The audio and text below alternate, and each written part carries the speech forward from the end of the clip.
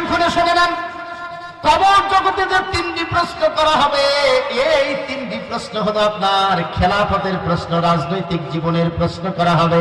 প্রথম প্রশ্ন করা হবে মান রব্বুকা, তোমার আইনদাতা আল্লাহ ছিল নাকি তোমার দল ছিল, তোমার আইনদাতা আল্লাহ ছিল নাকি তোমার নেতা ছিল, এইটা জিজ্ঞেস করা হবে।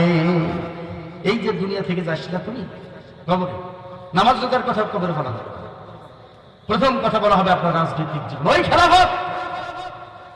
খেলাফত যে তুমি কার রাজনীতি করেছ, আইনটা মানিয়েছ কার দলের, নেতা নাকি আল্লাহ, কার আইন মানবেন?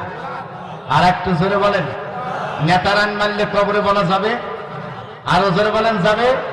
দলের আইন যদি মানেন কবরে এই প্রশ্নের জবাব দেওয়া যাবে। অতএব কবরের প্রথম প্রশ্নের যদি আপনি জবাব দিতে চান, তাহলে আজকে এই পৃথিবীতে মানুষের তন্ত্রমন্ত্র যতগুলি আছে, মানুষের যতগুলি আইন আছে, নেতার যতগুলি আইন আছে, দলের যতগুলি আইন আছে, সব আইনগুলিকে পদত্যাগ করে, পদদলিত করে এক মনে একভাবে খালেস নিয়তে ইমানিয়াতের সাথে আল্লাহর আইনকে গ্রহণ করতে হবে। মুসলমান কারা কারা যে আছেন তো হাত তুলে আল্লাহকে দেখাবেন। আল্লাহ তাআলা কবুল করুক সকল আমিন। ভাইরা আমার শুনুন ভালো করে, 2 নম্বর প্রশ্ন করা হবে আমার দ্বীনুকা, তোমার সংবিধানটা কি ছিল? আমাদের সংবিধানের নাম কি? বাংলাদেশের সংবিধান 72 সংবিধান, কোনটি কোরআন পালন? বাংলাদেশের বর্তমান সংবিধান কোরআন না 72? কবরের জবাব কি 72 দিলে হবে না কোরআনের দেওয়া লাগবে? আপনি এখন 72 মানবেন, দিবেন কোরআন, পারবেন? আরো জোরে বলেন পারবেন? আরো জোরে বলেন পারবেন? এটা কোরআন সংবিধান মানতে হবে, কোরআন না 72? আরো জোরে বলেন কোনটা? আরো জোরে বলেন কোনটা? এইটারই নাম তো রাজনীতি রে ভাই। এটাই কবর জগতে জিজ্ঞেস করা হবে যে এই যে জীবন মরি যাস না, কবর কোন রাজনীতি, কোন সংবিধানের রাজনীতি মানছে? সেটা 72-এরটা না কোরআনেরটা? এটা কয়ে যাবে। ভাইরা আমার 3 নম্বর প্রশ্ন করা হবে আমার নাবিউকা। কি প্রশ্ন? আমার নাবিউকা, তোমার আদর্শের নেতা কে ছিল? বর্তমান যে দল করে সেই দলের নেতাকে তারা আদর্শের নেতা মনে করে। যারা আওয়ামী লীগ করে তারা মনে করে যে মুজিব হচ্ছে তাদের আদর্শের নেতা, তারা মুজিব সেনা হিসেবে নিজেদেরকে দাবি করে। যারা বিএনপি করে ভাইজান, এরা আবার দাবি করে যে তারা হচ্ছে জিয়ার সৈনিক। আরো জোরে বলে, আরে ভাই আছে না নাই? এটাই তো বাস্তবতা।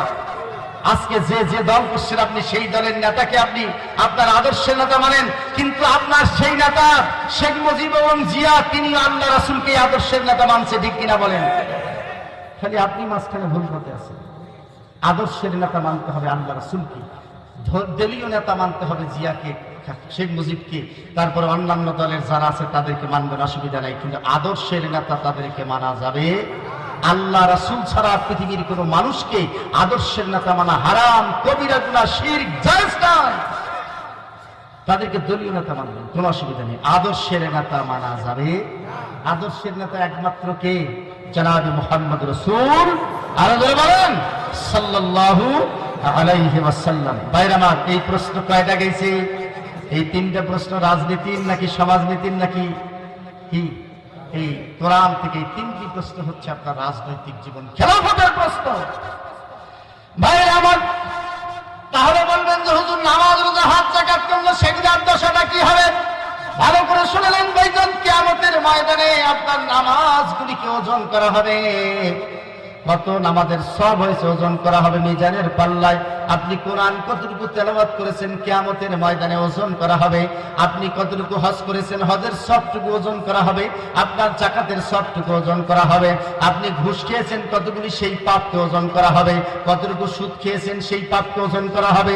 কতটুকু মিথ্যা বলেছেন সেটাকে ওজন করা হবে কিয়ামতের ময়দানে। তার মানে হলো কবর জগতে আপনার খেলাফতের প্রশ্ন করা হবে আর ইবাদত করা হবে কিয়ামতের ময়দানে। কবরে খেলাফত, আখিরাতে হচ্ছে ইবাদত।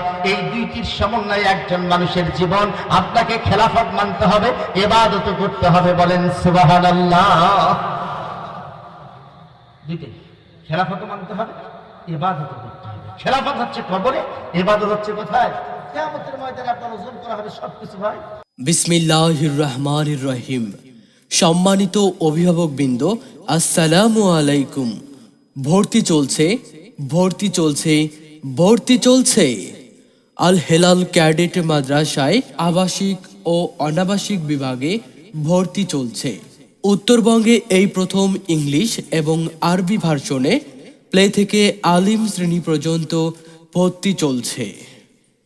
এছাড়াও হিফজ শাখায় নুরানি, নাজেরা ও হিফজ বিভাগে ছাত্রছাত্রী ভর্তি চলছে।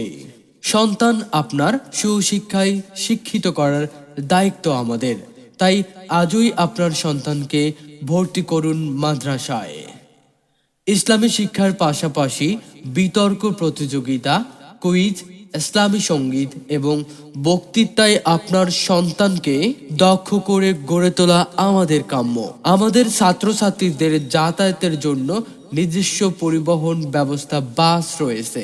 যে সকল স্থান হতে আমাদের পরিবহন ব্যবস্থা রয়েছে: দেউতি, সৈয়দপুর, কদমতলা, পীরগাছা, পশ্চিম দেবু, নেকমামুদ, পাউটানা, রতনপুর, ভায়ারহাট, টেপামধুপুর, অন্নদানগর, বড়দারগাঁ, দামুরচাকলা, কালীগঞ্জ এবং সাতদরগা। আরও রয়েছে উন্নত আবাসিক ব্যবস্থা, সার্বক্ষণিক নজরদারির জন্য সিসি ক্যামেরা ও নিরাপত্তার ব্যবস্থা। ভর্তির জন্য যোগাযোগ করুন প্রতিষ্ঠাতা ও অধ্যক্ষ মাওলানা মোহাম্মদ ইসরাফিল আলম হেলালি, আল হেলাল ক্যাডেট মাদ্রাসা, মমিনবাজার, পীরগাছা, রংপুর। মোবাইল নম্বর 01744895938 অথবা 01727860348। বিশেষ দ্রষ্টব্য: অত্র মাদ্রাসায় 100 জনেরও অধিক শিশু বক্তা রয়েছে।